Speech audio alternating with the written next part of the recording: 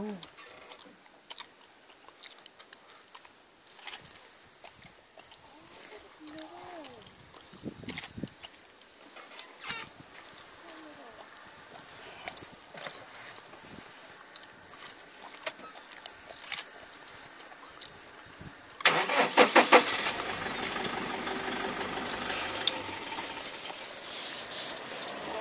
Protected by the rest of the herd now.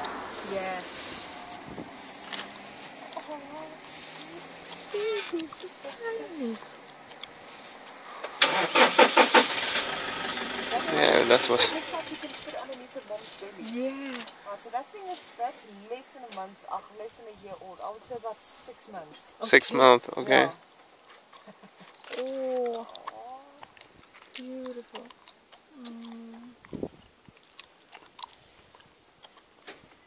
This is a very small herd. Mm-hmm.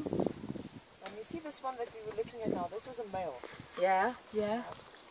One of these females from this herd, they should be in distress. Because the males don't go with the rest of the herd. They've been kicked out.